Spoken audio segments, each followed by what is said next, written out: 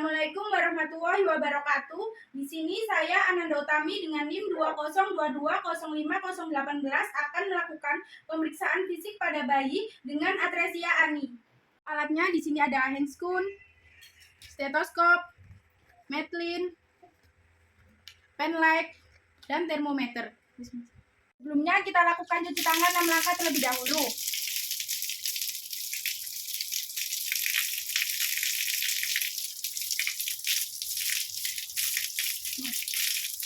Jangan lupa menggunakan handscoon.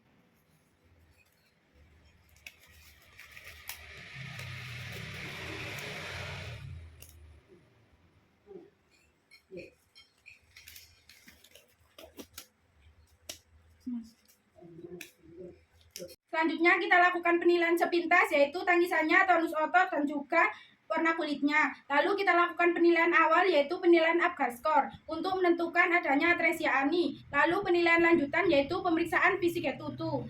Selanjutnya kita lakukan pengukuran panjang badan, yaitu normalnya 45 cm sampai 55 cm.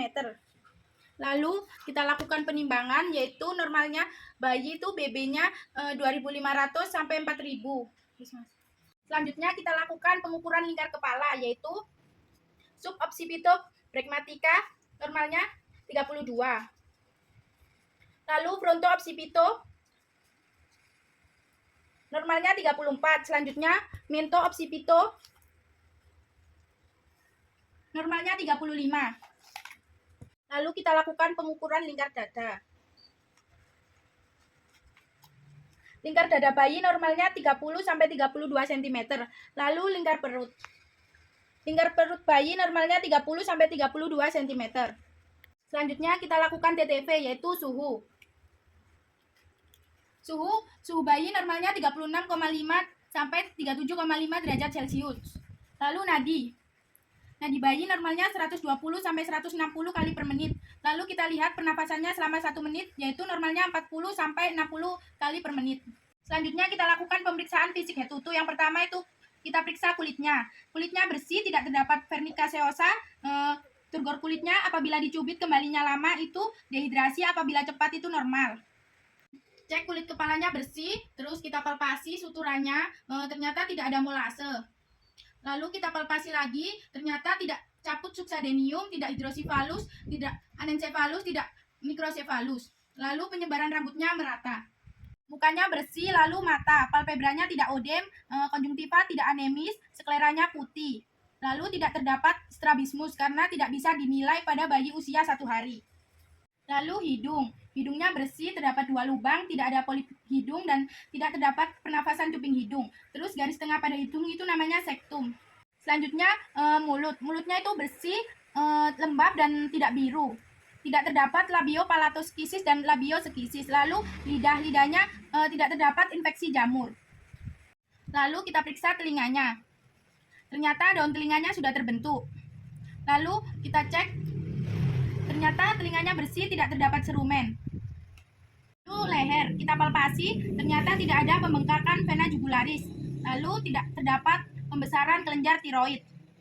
Selanjutnya dada, kita inspeksi dadanya berbentuk seperti dada burung. Lalu kita palpasi bagian dada, ternyata tidak terdapat penarikan interkostae yang berlebihan. Lalu kita auskultasi menggunakan stetoskop.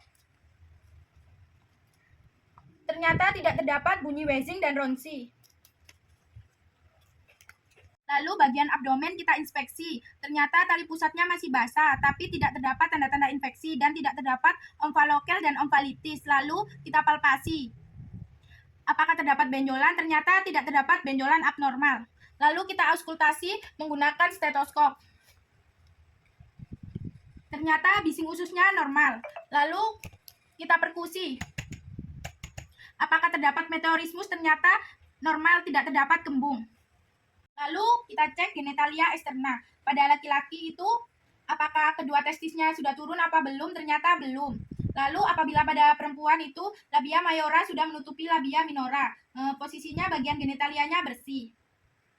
Lalu pada anus, apakah ada lubang anus? Lalu kita cek menggunakan termorektal. Ternyata tidak terdapat lubang anus. Bayi tersebut mengalami kelainan atresia ani di mana bayi baru lahir tidak memiliki lubang anus.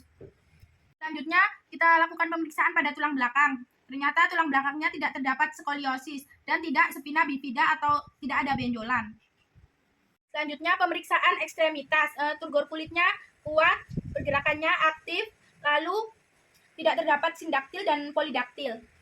Selanjutnya, refleks, yaitu refleks ada refleks rotting, yaitu kita usap tangan kita pada mulut bayi, itu bayi biarkan mencari. Lalu refleks sucking, kita masukkan jari kita ke mulut bayi, biarkan bayi tersebut menghisap.